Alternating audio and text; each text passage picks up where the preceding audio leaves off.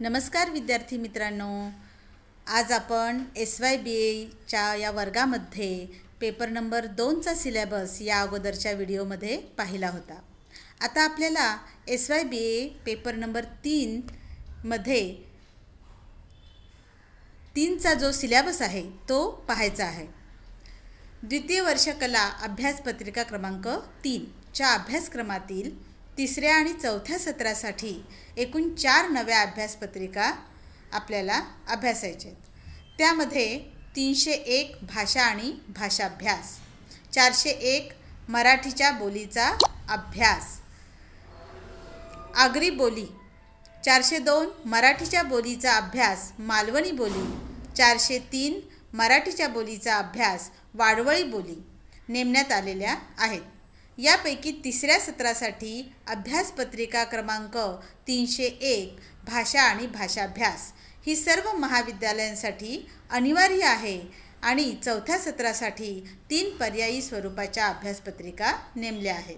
या अभ्यासपत्रिकांपैकी कोणतीही एक अभ्यासपत्रिका संबंधित महाविद्यालयाने निवडायची असून आगामी 3 वर्षांसाठी संबंधित महाविद्यालयाने विशिष्ट अभ्यासपत्रिकेची केलेली निवड ही अपरिहार्य राहील। त्यांना आपल्या निवडीमध्ये बदल करता येणार नाही। या अभ्यासक्रमाची श्रेयांकन पद्धतीनुसार रचनाही करण्यात आलेली आहे। वरील अभ्यासक्रम हा 2 सत्रात विभागलेला असून नेमलेल्या विशिष्ट तासिकांमध्ये तो शिकविला जाणे आवश्यक आहे।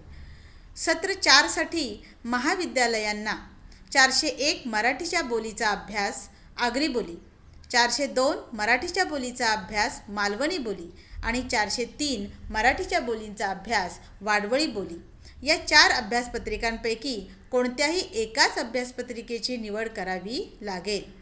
संबंधित महाविद्यालयाच्या यापूर्वी निर्धारित व मान्य झालेल्या तासिकांमध्ये कोणत्याही प्रकारची वाढ करता येणार नाही।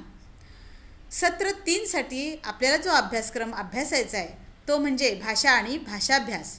यामधील घटक क्रमांक 1 आहे, त्यामधील अ मानवी भाषेचे स्वरूप, संप्रेषण मानवी आणि मानवेतराचे, मानवांचे भाषिक व भाषेतर संप्रेषण, मानवी भाषेची लक्षणे किंवा स्वरूप विशेष।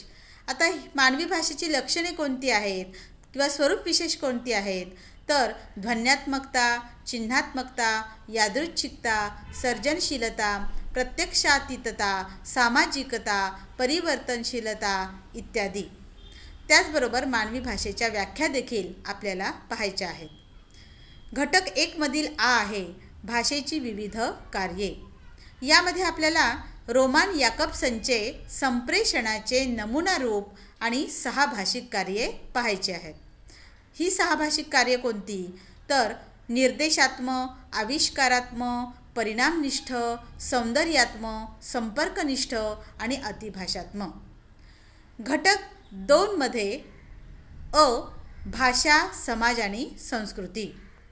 यामध्ये आपल्याला भाषा एक सांस्कृतिक संचित आहे। सांस्कृतिक जडणघडणीचे संक्रमणाचे माध्यम एडवर्ड सपीर, बेंजामिन वोल्फ यांचा भाषिक सापेक्षतावादाचा अभ्युपगम, भाषेकडे पाहण्याचा भाषा वैज्ञानिक दृष्टिकोन, समाजातील भाषा वैविध्य आणि भाषेचा बहुजिनसीपणा, भाषिक सांस्कृतिक विविधता, परस्पर संबंध। आ आहे भाषेचा विकास आणि ऱ्हास, संकल्पना विचार, जागतिकीकरण आणि भाषिक सांस्कृतिक विविधता, परिणाम, भाषिक ध्रुवीकरणाचे धोके, भाषेच्या विकासाची संकल्पना, भाषेच्या प्रगतीचे निकष किंवा मापदंड, भाषिक ऱ्हासाची संकल्पना, भाषिक ऱ्हासाच्या विविध अवस्था किंवा टप्पे, भाषिक ऱ्हासाची कारणे, भाषा नियोजन आणि भाषेचा विकास। घटक क्रमांक 3 आहे अ भाषा, प्रमाण भाषा आणि बोली, संकल्पना विचार। प्रमाण भाषा म्हणजे काय? प्रमाण भाषेची आवश्यकता आपल्याला का आहे? प्रमाण भाषा आणि बोली यांच्यातील संबंध, त्यांचा असलेला वापर क्षेत्र, बोली वैविध्य, उपबोली, स्थानिक बोली, प्रादेशिक बोली जातीनिष्ठ बोली, सामाजिक बोली इत्यादी बोलींविषयीचे गैरसमज आणि तथ्ये. यामध्ये शुद्धाशुद्धता, श्रेष्ठ कनिष्ठता, अंगभूत क्षमता इत्यादी ही तथ्ये आहेत. मराठीच्या विविध बोलींचा देखील अभ्यास आपल्याला करायचा आहे. आहे बोलींच्या अभ्यासाची गरज आणि महत्त्व. यामध्ये आपल्याला बोली विज्ञान, बोलींच्या अभ्यासाची दिशा, बोलींचा विजनात्मक अभ्यास, सामाजिक आणि सांस्कृतिक अभ्यास, बोलींच्या अभ्यासाची साधने, क्षेत्रीय कार्य, बोलींची व्याकरणे व कोशरचना यांचे महत्त्व, बोलींसमोरील आव्हाने व त्यांचे जतन व संवर्धन यासाठी करावयाच्या प्रयत्नांची दिशा. सत्र 4 साठी आपल्याला जो अभ्यासक्रम आहे तो आपल्याला आता पाहायचा आहे. मराठीच्या बोलींचा अभ्यास. यामध्ये 3 बोली सांगितलेल्या आहेत. आगरी बोली, मालवणी बोली आणि वाडवळी बोली. या 3 बोलींपैकी आपल्याला एकच बोली ही सिलेक्ट करायची आहे.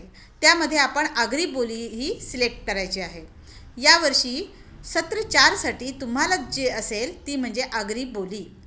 त्यामध्ये घटक क्रमांक 1 आहे तो म्हणजे आगरी बोलीची वैशिष्ट्ये. त्यामध्ये व्युत्पत्ती आणि विकास, आगरी बोलीमधील व्याकरणिक वैशिष्ट्ये, आगरी बोलीची असलेली उच्चार प्रक्रिया, आगरी बोलीमधील असलेल्या म्हणी, त्यांचे असलेले वाक्यप्रचार आणि त्यांच्यातील असलेला शब्द संग्रह इत्यादी. त्यानंतर त्यामधील घटक क्रमांक 1 मधील आहे आगरी लोकसंस्कृती, आगरी बोलीचे प्रभाव क्षेत्र, आगरी साहित्याचा इतिहास आपल्याला अभ्यासायचा आहे. आता घटक क्रमांक 2 जो आपल्याला अभ्यासायचा आहे तो म्हणजे आगरी बोलीतील निवडक कवितांचा अभ्यास आपल्याला करायचा आहे. यामध्ये ज्या कविता आहेत त्या कवितांची नावे अशी आहेत. 1 सारेबाराचा पलाट, मायचं सुरक्याची गोदरी, प्राध्यापक LB पाटील. दुसरी आहे कविता ती म्हणजे आगरी कोळी I चंद्रकांत मडवी. तिसरा आहे आबचा आगोर, डॉक्टर संजीव म्हात्रे. चौथी आहे मीठ नवी मुंबई, रामनाथ म्हात्रे. 5वी आहे इनकुरी आम्ही जातीचं हाव, आगरी पुंडलिक म्हात्रे. 6 जमिनीचा तुकडा म वा म्हात्रे. 7 बंदर खोपट मुकेश कांबळे. 8 आलं कंपनीवालं आलं सौ सुनंदा मोडखरकर. 9 पायंडा सौ शोभना रामकृष्ण पाटील. 10 SEZ नवरा गणपत म्हात्रे. 11 खलाटी अविनाश पाटील. 12 दीप्तीला गाव सारा धावला दीनानाथ वेटू पाटील. 13 आमचे कर आता प्रकल्प आयलय विश्वास ठाकूर नेरूर. 14 भाकरी 0 सौ दमयंती भोईर. यामध्ये तुम्हाला घटक क्रमांक 3 जो अभ्यास करायचा आहे तो म्हणजे आगरी बोलीतील निवडक कथांचा अभ्यास. यामधील पहिली जी कथा आहे ती म्हणजे साकव, परेन जांभळे यांनी ही कथा लिहिलेली आहे. दुसरी आहे मॉल, शंकर सखाराम. तिसरी जी कथा आहे ती म्हणजे म्हारत्याचा 13वा, मोहन भोईर. चौथी कथा आहे बेमट्याचा बेरा, चंद्रकांत पाटील. 5वी कथा आहे हरिभाऊ घरत यांची भक्ताचा उतारा. 6वी कथा आहे वादळ, सौ वासंती ठाकूर. 7वी आहे कथा निवडणुका, AD पाटील. 8वी आहे कथा जोल, अविनाश पाटील. 9वी कथा आहे जाण, गजानन म्हात्रे. 10वी कथा आहे शालन जावाचा हाय, ही प्राध्यापक जयवंत पाटील यांची कथा आहे. हा आपल्याला सत्र 4 साठी पेपर नंबर 3 साठी असलेला सिलेबस आहे. धन्यवाद.